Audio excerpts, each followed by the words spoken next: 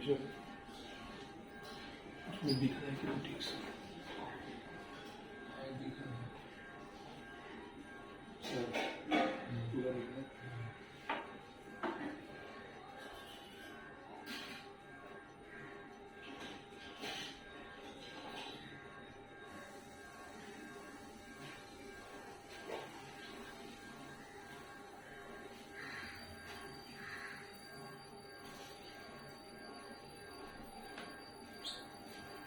तो पैर ऐसा क्यों नहीं दिख रहा है? नहीं।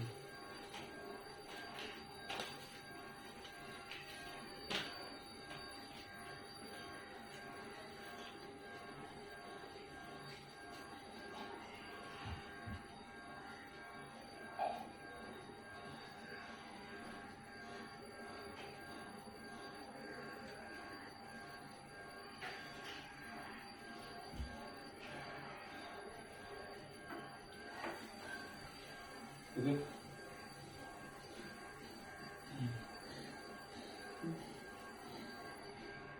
चालू है।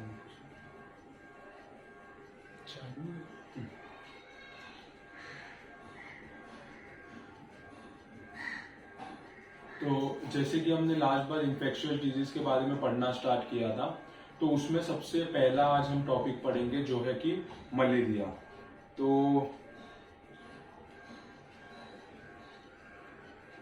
तो आज जो टॉपिक हम देखेंगे उसका नाम है मलेरिया। जैसे कि अगर हम किसी भी हॉस्पिटल में किसी भी ओपीडी बेसिस पे अगर प्रैक्टिस करते हैं तो हमें मलेरिया के पेशेंट काफी ज्यादा देखने को मिलते हैं। प्रोफाइलेक्टिकली ट्रीटमेंट भी हम काफी ज्यादा देते हैं मलेरिया के पेशेंट को।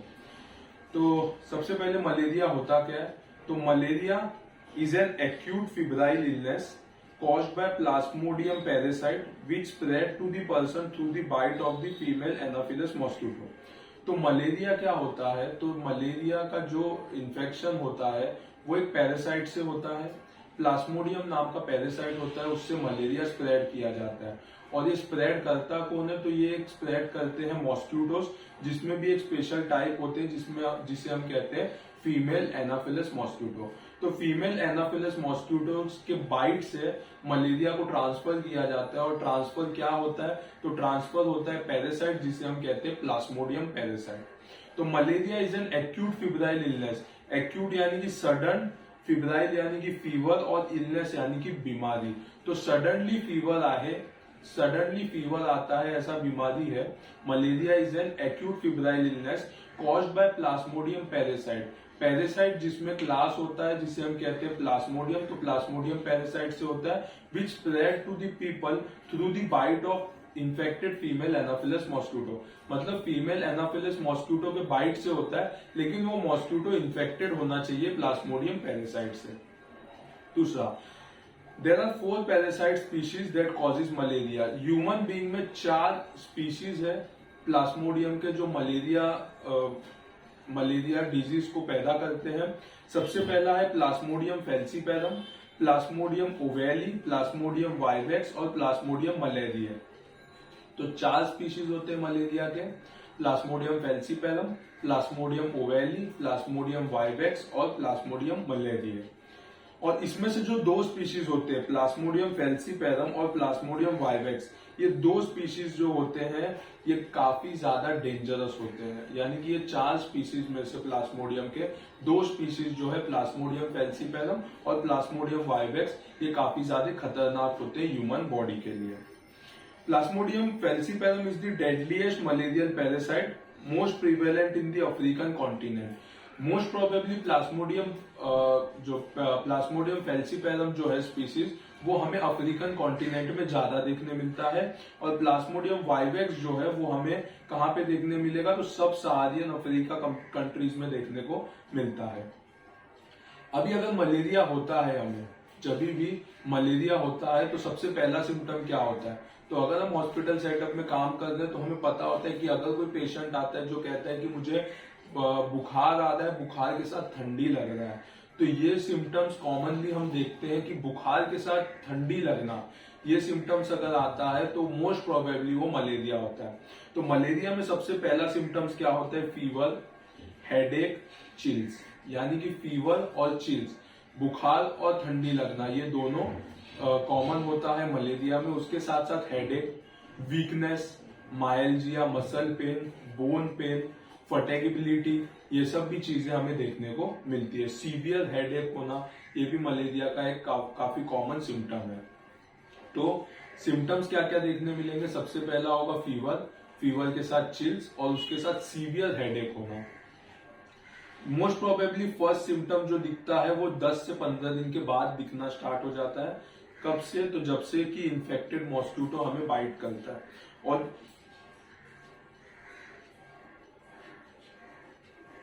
बाइट करने के बाद 10 से 15 दिन के बाद भी हमें ये बताना मुश्किल होता है कि वो मलेरिया है या नहीं है।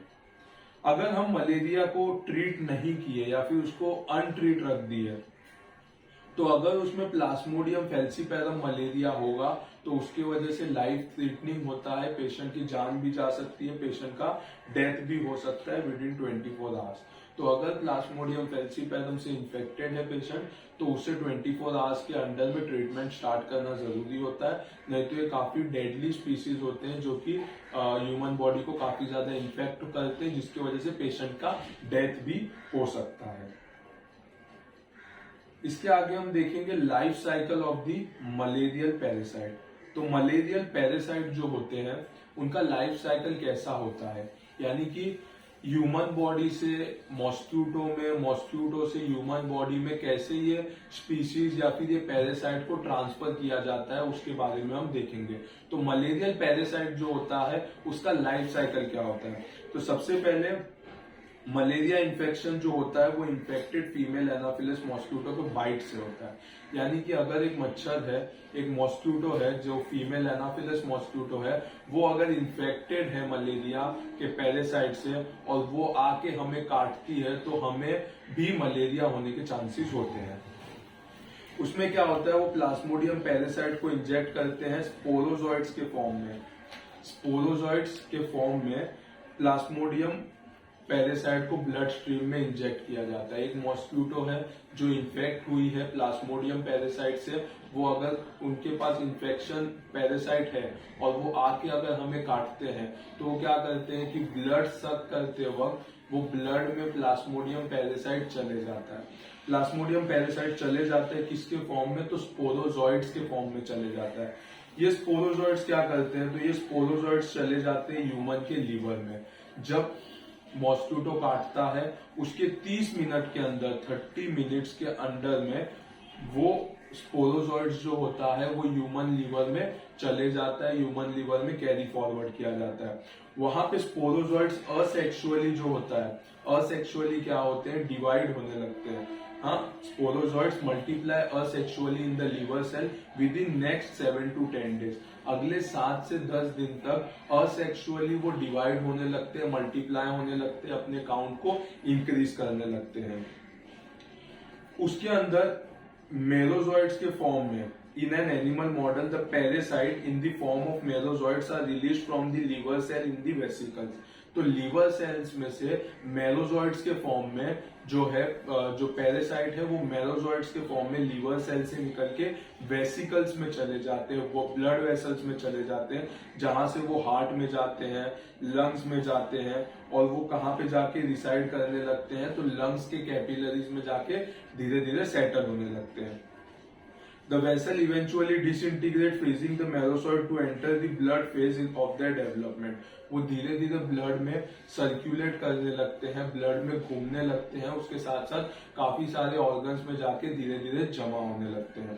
In the bloodstream, the merozoid invade the RBCs, erythrocytes and multiply it until it's born, until it bursts। तो क्या होता है कि जैसे कि ये एक आरबीसी है, यानी कि हम कह सकते हैं इरिथ्रोसाइट्स है, इसमें क्या करता है, जो मलेरियल पैरासाइट है वो अंदर की तरफ एंट्री ले लेता है। अंदर की तरफ एंट्री ले लेने के बाद ये एक अमाउंट में होता है, तो ये क्या होता है, वहां पे ज्यादा ज्यादा ज्यादा ज्यादा डिवाइड होके क्या करता है, आरबीसी को बर्स्ट कर देता है। आरबीसी को बर्स्ट करने की वजह से वहां पे से वो फिर बहुत सारे पैरासाइट बाहर निकलते हैं और वो जाके दूसरे आरबीसी को इफेक्ट करते हैं, उनके अंदर जाके पैरासाइट को बढ़ाने का, मल्टीप्लाई करने का काम करते हैं।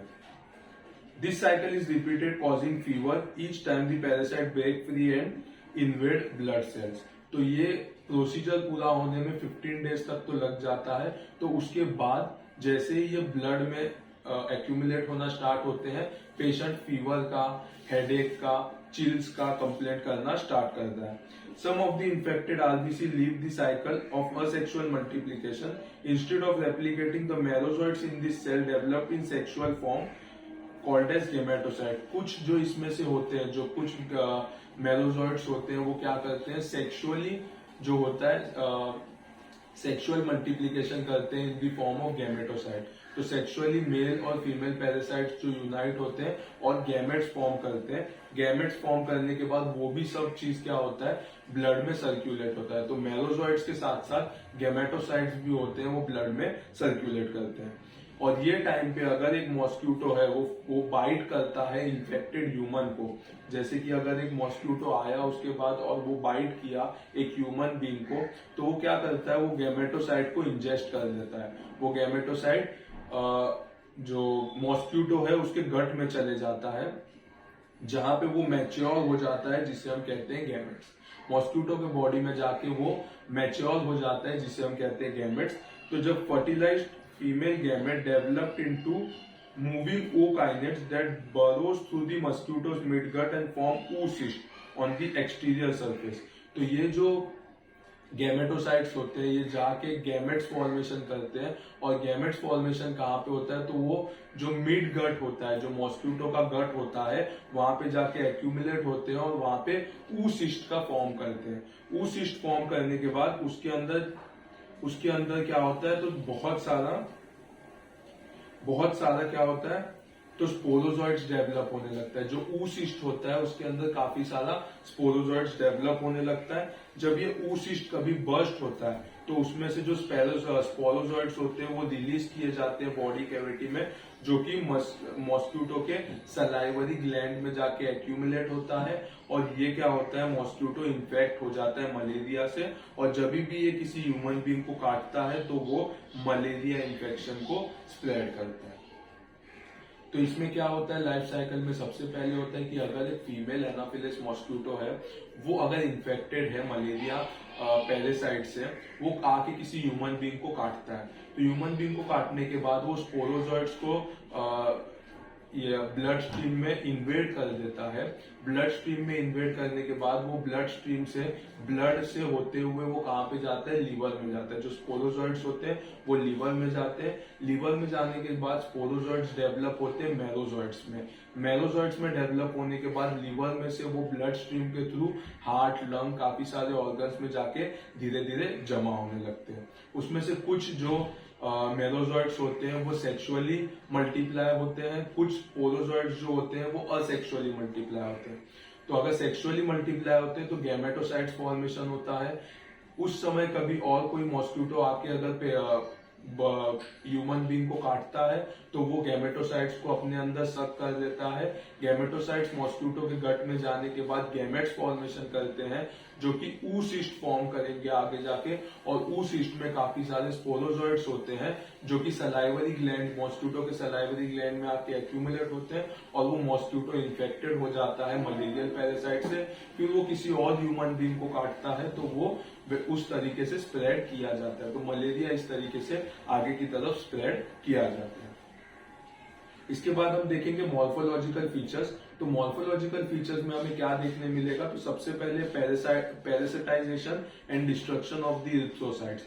यानी कि पैरासिटाइजेशन का मतलब क्या होता है कि पैरासाइट जो होते हैं वो डेवलप होने लगते हैं, मल्टीप्लाई होने लगते हैं। उसके साथ साथ क्या देखने मिलेगा, डिस्ट्रक्शन ऑफ इरिथ्रोसाइट। तो इरिथ्रोसाइट जो होता है, आरबीसीज होता है, उसके अंदर मलेरियल पैरासाइट क्या होते हैं, इन्वेड होते हैं, मल्टीप्लाई होते हैं, तब तक मल्टीप्लाई होते हैं जब तक वो बर्स्ट ना हो जाए। तो इसके लिए ज्यादा से ज्यादा आरबीसी का डिस्ट्रक्शन हमें देखने को मिलता है। तो पैरासिटाइजेशन, एक्यूमुलेशन ऑफ द पैरासाइट, और उसके साथ destruction of RBC, RBC destroy होने लगता है।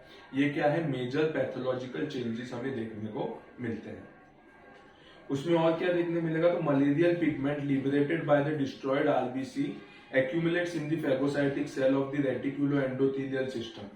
तो जो भी बर्स्ट होता है, आरबीसी बर्स्ट होता है, तो वो कहाँ जाता है, वो रेटिकुलो रेटिकुलो एंडोथेलियल सिस्टम है जो प्रेजेंट होता है लीवर में, स्प्लीन में, लंग्स में, वहां पे जाके एक्यूमुलेट होने लगता है। उसकी वजह से मलेरिया के पेशेंट में कभी भी एनलार्ज स्प्लीन और लीवर देखने मिलता है, यानी कि स्प्लीनोमेगैली और हिपैटोमेगैली हमें देखने मिलता है, या फिर हिपैटोस्प्लीनोमेगैली दोनों हमें देखने को मिलता है। तो आरबीसी जब डिस्ट्रॉय हो जाते हैं तो डिस्ट्रॉय होने के बाद क्या होता है, वो रेटिकुलो एंडोथेलियल सेल्स में जाके एक्यूमुलेट होने लगते हैं, मोस्ट प्रोबेबली लीवर और स्प्लीन में, जिसकी वजह से लीवर और स्प्लीन एनलार्ज हो जाता है, जिसे हम कहते हैं हिपैटोस्प्लीनोमेगैली। उसके साथ अगर फाल्सीपैरम मलेरिया है, फाल्सीपैरम का नाम का जो पैरासाइट है उससे अगर इन्फेक्टेड होगा तो बहुत ही ज्यादा haemoglobin, massive absorption of haemoglobin होता है रेनल ट्यूब्यूल से, जिससे हम कहते हैं ब्लैक वाटर फीवर, जिसमें ब्लैकिश यूरिन देखने मिलता है। तो हीमोग्लोबिन यूरिया नेफ्रोसिस ऐसे नाम दिया गया है। तो उसमें क्या होता है कि ज्यादा से ज्यादा हीमोग्लोबिन का डिस्ट्रक्शन होता है, ब्लैकिश कलर का यूरिन देखने मिलता है, इसीलिए हम इसे ब्लैक वाटर फीवर के नाम से भी जानते हैं। प्लाज्मोडियम फैल्सीपैरम अगर होगा तो उसकी वजह से सेरिब्रल मलेरिया होने के चांसेस होते हैं, जिसके अंदर कंजेशन और पेटिचिया देखने मिलता है हमें व्हाइट मैटर में। तो सेरिबेलम जो भी होता है उसमें व्हाइट मैटर जहां पे होता है वहां पे पेटिचिया देखने मिलता है, यानी कि एक्यूमुलेशन ऑफ ब्लड या फिर ब्लड स्पॉट्स हमें वहां पे देखने मिलते हैं। तो प्लाज्मोडियम फैल्सीपैरम जो पैरासाइट है उसकी वजह से सेरिब्रल मलेरिया हमें बहुत ही ज्यादा देखने को मिलता है। Parasitized erythrocytes in falciparum malaria are streaky and get to the endothelial cell, resulting in the obstruction of capillaries, leading to hypoxia, death. If the patient leaves, microhemorrhage and microinfarct may be seen in the brain.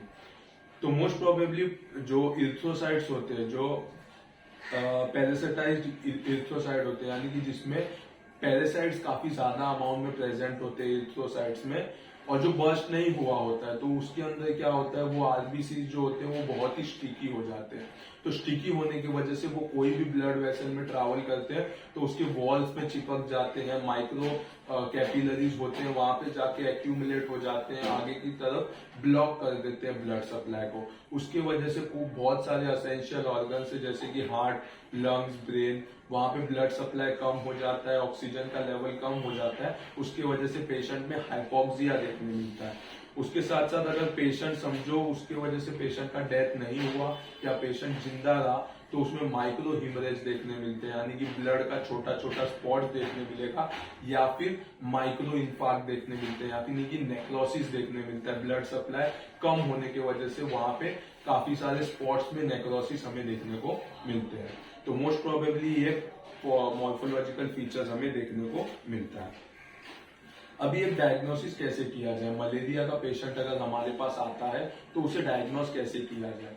तो आजकल हम अगर hospital में होते हैं तो क्या देखते हैं, माइक्रोस्कोप के थ्रू थिन स्मीयर ले लेते हैं, थिन या थिक पेरिफेरल स्मीयर ले लेते हैं ब्लड का, उसके ऊपर से आइडेंटिफाई कर लेते हैं कि पेशेंट के बॉडी में मलेरियल पैरासाइट है या नहीं। तो सबसे पहला मेथड होता है microscopic diagnosis using thin and thick peripheral blood smear. तो ब्लड स्मीयर लिया जाता है, ब्लड लिया जाता है, उसे ग्लास का स्लाइड होता है, उसके ऊपर स्प्रेड किया जाता है और उसको अंडर माइक्रोस्कोप हम देखते हैं कि इसमें कितने अमाउंट में मलेरियल पैरासाइट प्रेजेंट है या नहीं है। तो उससे हम कहेंगे माइक्रोस्कोपिक डायग्नोसिस यूजिंग स्ट्रेन, कुछ तरह का स्ट्रेन यूज करते हैं जिसमें थिन और थिक पेरिफेरल स्मीयर यूज करते हैं। तो इसमें जैसे कि आप डायग्राम में देख सकते हैं, अगर फाल्सीपैरम मलेरिया होगा, अगर आपको प्लाज्मोडियम फाल्सीपैरम बॉडी में होगा तो कुछ इस तरह का स्प्लेंडर शेप स्ट्रक्चर हमें देखने को मिलेगा। तो ये है प्लाज्मोडियम फैल्सीपैरम। प्लाज्मोडियम मलेरिया होगा तो कुछ इस तरीके का स्ट्रक्चर आपको माइक्रोस्कोप में देखने मिलेगा।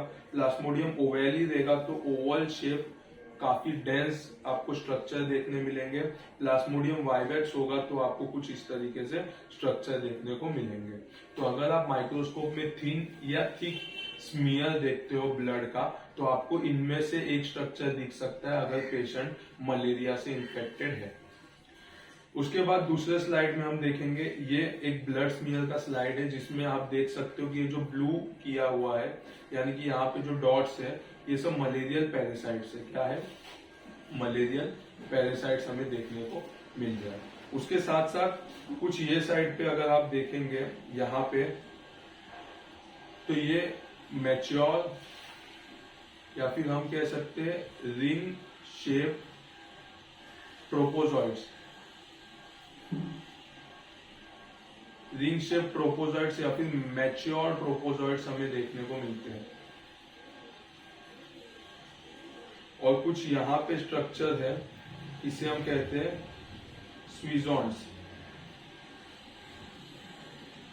तो ये हमें देखने को मिलता है ब्लड स्मीयर में।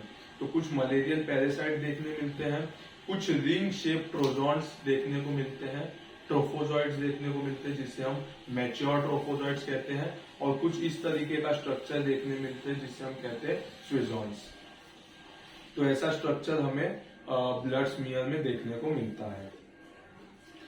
More than a century later, microscopic detection and identification of Plasmodium species in Gymsia strained thick film for screening and thin blood film for confirmation remained the gold standard. तो most probably काफी दिन तक ये microscopic में thin और thick film से, most probably अगर thin film से हम लोग देखेंगे तो वो एक काफी अच्छा मेथड था जिससे हम मलेरिया को डायग्नोस करते थे। मोस्ट प्रोबेबली इससे डायग्नोस किया जाता है, लेकिन वो डिपेंड होता है कि कितने पैरासाइट्स इसमें प्रेजेंट होते हैं। तो अगर कोई बहुत अच्छा पैथोलॉजिस्ट होंगे तो वो मिनिमम 5 पैरासाइट्स भी आइडेंटिफाई कर पाएंगे, या फिर एवरेज अगर कोई माइक्रोस्कोपिस्ट होगा तो वो 50 to 100 पैरासाइट को आइडेंटिफाई कर पाएगा। तो डिपेंड करता है कि कितने उसमें पैरासाइट्स प्रेजेंट होंगे ब्लड स्मीयर में। उसके बाद दूसरा टेक्निक है क्यूसीबी टेक्निक। तो क्यूसीबी टेक्निक भी डेवलप किया था, जिसमें क्या होता है कि स्ट्रेनिंग किया जाता है पैरासाइट का with deoxyribose nucleic acid in microhematocrit tube. Microhematocrit tube आता है, उसके अंदर इसे स्ट्रेन किया जाता है फ्लूरोसेंट डाई से। तो डाई का नाम दिया है एक्रिडिन ऑरेंज, और सब्सिक्वेंटली इसे एपीफ्लोरोसेंट माइक्रोस्कोप के अंदर देखा जाता है। एपीफ्लोरोसेंट माइक्रोस्कोप के अंदर देखा जाता है। तो इसमें क्या देखने मिलता है हमें? तो जैसे कि हम देखेंगे तो किसी ब्लड को अगर हम सेंट्रीफ्यूज कर देते हैं तो कुछ इस तरह का लेयर्स हमें देखने मिलता है। सबसे ऊपर का लेयर होता है जिसे हम कहते हैं प्लाज्मा लेयर, उसके नीचे होता है प्लेटलेट लेयर, फिर होता है lymphocyte, monocyte layer, granulocyte layer, और नीचे होता है आरबीसी। तो मोस्ट प्रोबेबली गैमेटोसाइट्स हमें देखने मिलते हैं प्लेटलेट लेयर और लिम्फोसाइट मोनोसाइट लेयर के बीच में। स्वीजॉन्स देखने मिलते हैं मोस्ट प्रोबेबली ग्रेन्युलोसाइट लेयर में, और मैच्योर ट्रोपोजॉइड्स देखने मिलते हैं हमें ग्रेन्युलोसाइट लेयर में। और आरबीसी में क्या देखने मिलेगा? तो रिंग शेप या फिर हम कह सकते हैं कि मैच्योर ट्रोफोजॉइड्स जो होते हैं वो देखने मिलते हैं आरबीसी में। तो इस टेक्निक को हम कहते हैं क्यूसीबी टेक्निक। इसके बाद सीरोलॉजिकल टेस्ट है, जिसमें जो कि अभी बहुत ज्यादा यूज नहीं होता, जिसे हम कहते हैं आईएफए। तो इम्यूनोफ्लोरोसेंस एंटीबॉडी टेस्टिंग, जो कि ब्लड से किया जाता है, लेकिन ये ज्यादा अभी यूज में नहीं होता है। लास्ट है पीसीआर टेक्निक। तो पीसीआर टेक्निक होता है पॉलीमरेज चेन रिएक्शन टेक्निक। इसमें क्या होता है, अगर बहुत ही माइन्यूट अमाउंट में मलेरियल पैरासाइट प्रेजेंट होगा तो हम इसे पीसीआर टेक्निक से डिटेक्ट कर सकते हैं। इसमें क्या होता है कि स्मॉल अमाउंट में अगर कोई भी पैरासाइट, कोई भी वायरस, कोई बैक्टीरिया होता है तो उसे मल्टीप्लाई किया जाता है थोड़े दिन तक। मल्टीप्लाई करने के बाद उसे अंडर माइक्रोस्कोप देखा जाता है, जिससे हमें पता चलता है कि वो कौन सा पैरासाइट है। तो जो पीसीआर टेक्निक है, इससे हम कोई भी वायरसेस, बैक्टीरिया, फंगाई या पैरासाइट का हम आइडेंटिफिकेशन बड़ी आसानी से कर सकते हैं। थोड़ा सा टाइम लगता है, थोड़ा कॉस्टलियर होता है, लेकिन इससे काफी सारी चीजों का पता चल जाता है। तो ये 4 डायग्नोस्टिक मेथड है। मोस्ट प्रोबेबली सारे हॉस्पिटल्स में हमें थिन स्मीयर जो टेस्ट होता है अंडर माइक्रोस्कोप, वो हमें देखने को मिलता है। लास्ट में major complication occur in severe falciparum. Plasmodium falciparum जो होता है टाइप, या फिर प्लाज्मोडियम फाल्सीपैरम नाम का जो स्पीशीज होता है, वो काफी इन्फेक्ट करता है जिसकी वजह से हमें सेरिब्रल मलेरिया देखने मिलेगा। सेरिब्रल मलेरिया जिसे हम कहते हैं कि सर का बुखार, दिमाग का बुखार, जिसमें काफी ज्यादा हेडेक होता है पेशेंट को, रेस्टलेसनेस लगता है, ड्राउजी हो जाता है पेशेंट, ये सब चीज देखने मिलता है।